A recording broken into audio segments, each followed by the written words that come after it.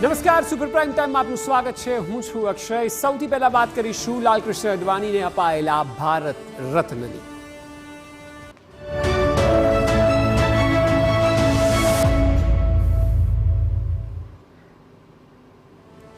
કેન્દ્ર સરકારે આજે જાહેરાત કરતા લાલકૃષ્ણ અડવાણીને ભારત રત્ન આપવાનું નક્કી કરવામાં આવ્યું. વડાપ્રધાન નરેન્દ્ર મોદી આજે જાહેરાત કરી ત્યારે અટલ બિહારી વાજપેયી બાદ લાલકૃષ્ણ અડવાણી ભાજપના બીજા નેતા છે જેમને આ સન્માન આપવામાં આવ્યું છે.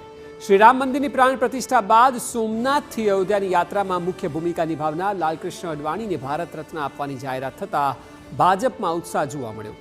જોઈએ.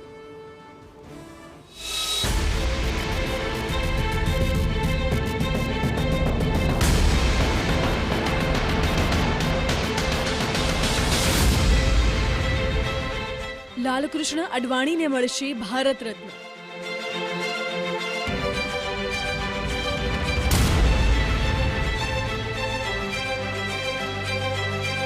વાજપેયી બાદ સન્માન મેળવનારા ભાજપના બીજા નેતા.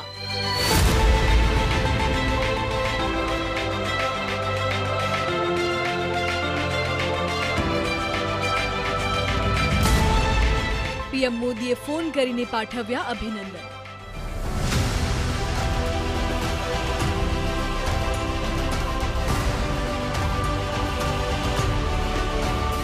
ભારતીય જનતા પાર્ટીની સ્થાપના કરનાર દિગ્ગજ નેતા લાલકૃષ્ણ અડવાણીને ભારત રત્નથી સન્માનિત કરવામાં આવશે.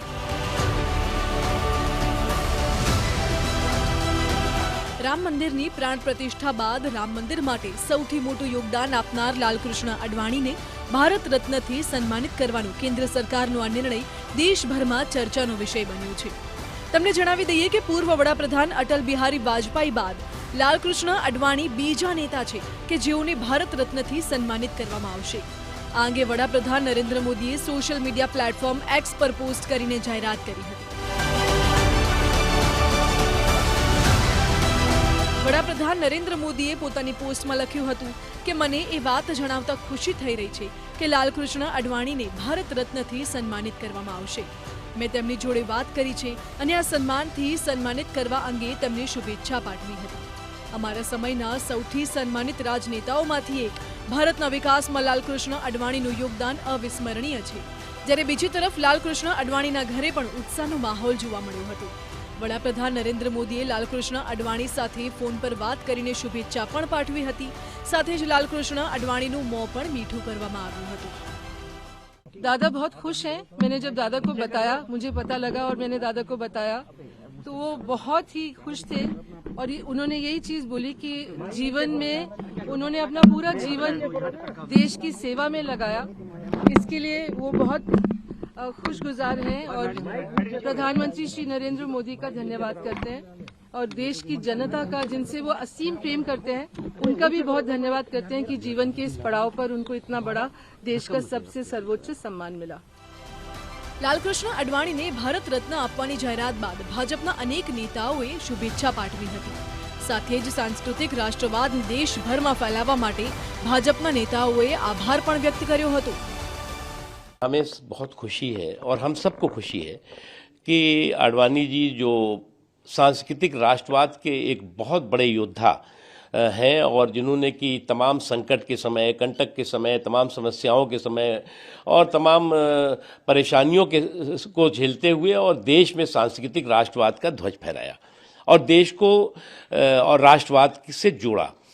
मेरा सौभाग्य है कि राष्ट्रीय अध्यक्ष के नाते मुझे काम करने का यूथ विंग में जनरल सेक्रेटरी के रूप में, उसके अलावा जो है वो जब वो डिप्टी प्राइम मिनिस्टर थे तो उस समय भी सूचना प्रसारण मंत्रालय में उनके साथ काम करने का मौका मिला. वो जो शख्सियत है अडवाणी जी की, वो शख्सियत पूरे देश के लिए सबक और संदेश रही है और वो ख़ासतौर से उन लोगों के लिए जो इस वक्त आज भी जो है वो सामंती सियासत के सूत्रधार बने हुए हैं. जनसंघ के समय से पार्टी को आगे बढ़ाने में अडवाणी जी ने क्या नहीं किया.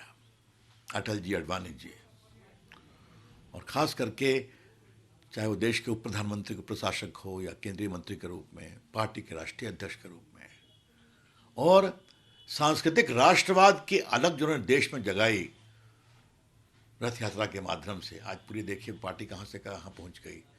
आज प्रभु राम का मंदिर बन गया. तो अडवाणी जी का योगदान देश की राजनीति, राष्ट्र नीति, पार्टी की विचारधारा को गांव तक पहुंचाने में अभूतपूर्व है। લાલકૃષ્ણ અડવાણીની સફર અંગે જો વાત કરવામાં આવે તો 1942માં રાષ્ટ્રીય સ્વયંસેવક સંઘ સાથે તેઓ જોડાયા હતા. વર્ષ 1970 થી 1972 સુધી તેઓ જનસંઘના દિલ્હીના અધ્યક્ષ પણ રહી ચૂક્યા છે. તો 1977માં ભારતીય જનતા પાર્ટીના મહાસચિવ પણ બન્યા. ભાજપની સરકારમાં સૂચના અને પ્રસારણ મંત્રી રહી ચૂક્યા છે, જ્યારે 3 વખત ભાજપના રાષ્ટ્રીય અધ્યક્ષ પદે પણ તેમને સેવા આપી છે. 1989 થી 1991 સુધી તેઓ લોકસભામાં નેતા પ્રતિપક્ષ રહ્યા હતા. તો 1990માં સોમનાથથી અયોધ્યા સુધી તેમણે રથયાત્રા પણ કાઢી હતી. રામ મંદિર આંદોલનને દેશમાં પહોંચાડવામાં તેમનો સિંહ ફાળો રહ્યો છે. વર્ષ 1998 થી 2004 સુધી તેઓ એનડીએ સરકારમાં ગૃહમંત્રી પણ રહી ચૂક્યા છે અને વર્ષ 2015માં પદ્મ વિભૂષણ એવોર્ડથી તેમને સન્માનિત પણ કરવામાં આવ્યા હતા. अडवाणी जी ने अपना संपूर्ण जीवन देश के लिए और समाज के लिए समर्पित किया. उनके जीवन की शुरुआत से ही संघ के प्रचारक के रूप में उन्होंने अपने जीवन को समाज सेवा के लिए समर्पित किया था. भारतीय जनता पार्टी के विस्तार में अटल जी और अडवाणी जी की भूमिका बहुत महत्वपूर्ण रही. मेरा ये सौभाग्य रहा कि दोनों के साथ काम करने का मुझे मौका मिला. આપને જણાવી દઈએ કે રામ રાજ્યની સ્થાપનાના નારા સાથે વર્ષ 1990માં અડવાણીએ સોમનાથથી અયોધ્યા સુધી રથયાત્રા કાઢી હતી. આ રથયાત્રા દ્વારા તેઓએ દેશમાં રામ નામની જ્યોતને પ્રગટાવી હતી. ઉલ્લેખનીય છે કે દેશભરમાં રામ મંદિર આંદોલનને પહોંચાડવામાં અડવાણીનો સિંહ ફાળો રહ્યો. પ્રમોદ મહાજન અને વડાપ્રધાન નરેન્દ્ર મોદીએ આ યાત્રાને સફળ બનાવવામાં મુખ્ય ભૂમિકા નિભાવી હતી. આ યાત્રાને પગલે જ ભાજપ માટે દિલ્હીના દરવાજા ખુલી ગયા હતા. Bureau report, TV9.